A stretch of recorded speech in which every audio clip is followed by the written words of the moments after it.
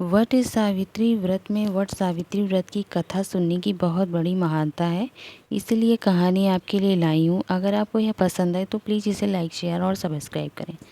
सावित्री और सत्यवान की कथा सबसे पहले महाभारत के वन पर्व में मिलती है, जब युधिष्ठिर मार्कंडे ऋषि से पूछते हैं कि क्या कभी कोई और स्त्री थी जिसने द्रौपदी जितनी भक्ति प्रदर्शित की हो। तब वो सुनाते हैं कि सावित्री प्रसिद्ध तत्वज्ञानी राजर्षि अश्वपति की एकमात्र कन्या थी और अपने वर की खोज में जाते समय उसने निर्वासित और वनवासी राजा द्युमत सेन के पुत्र सत्यवान को पति रूप में स्वीकार कर लिया।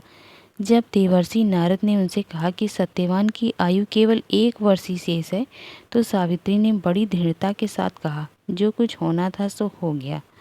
माता पिता ने भी बहुत समझाया, परंतु सती अपने धर्म से नहीं डिगी। सावित्री का सत्यवान के साथ विवाह हो गया। सत्यवान बड़े धर्मात्मा, माता पिता के भक्त और सुशील थे। सावित्री राजमहल छोड़कर जंगल की कुटिया में आ गई। आते ही उसने सारे वस्त्राभूषणों को त्याग कर अपने सारे गहने को त्याग दिया और सास ससुर और पति जैसे वलकल के वस्त्र पहनते थे, जो जंगली वस्त्र थे पहनते थे, वैसे ही पहन लिए और अपना सारा समय अपने अंधे सास ससुर की सेवा में बिताने लगी। सत्यवान की मृत्यु का दिन निकट आ गया। सत्यवान अग्निहोत्र के लिए जंगल में लकड़ियां काटने जाया करते थे। आज सत्यवान के महाप्रयाण का दिन है। सावित्री चिंतित हो रही हैं और सत्यवान कुल्हाड़ी उठाकर जंगल की तरफ लकड़ियां काटने चले।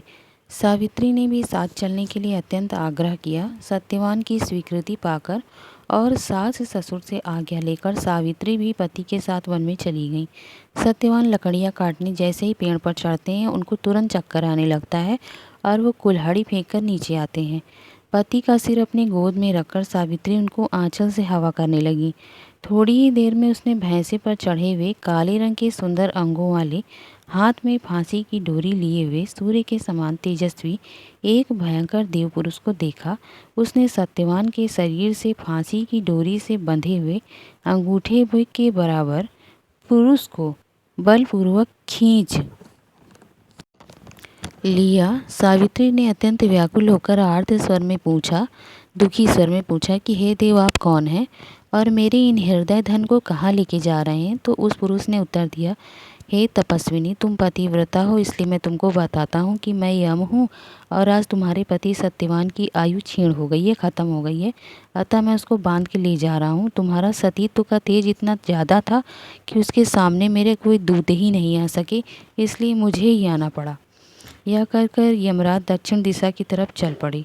सावित्री भी यम के पीछे पीछे जाने लगी। यम ने बहुत मना किया। सावित्री ने कहा, जहाँ मेरे पति देव जाते हैं वहाँ मुझे जाना ही चाहिए, यह सनातन धर्म है। यम बार बार मना करते रहे, परंतु सावित्री पीछे पीछे चलती चली गई।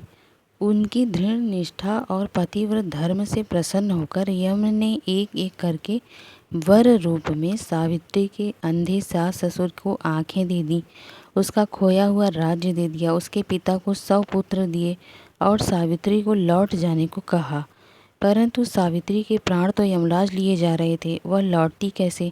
यमराज ने फिर कहा कि सत्यवान को छोड़कर चाहे जो मांग लो। सावित्री ने कहा, यदि आप प्रसन्न हैं तो मुझे सत्यवान से 100 पुत्र प्रदान करें। यम ने बिना सोचे ही प्रसन्न मन से तथास्तु कह दिया। वचनबद्ध यमराज आगे बढ़े। सावित्री ने कहा, मेरे पति तो आप लिए जा रहे हैं और मुझे 100 पुत्रों का वर दिए जा रहे हैं, ये कैसे संभव है, जरा बताएं।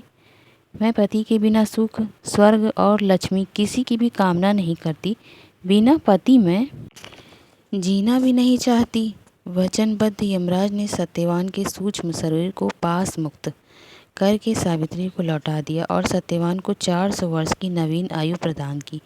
इस तरह ये व्रत और कथाएं हमें जो है आस्था की तरफ ले जाती हैं।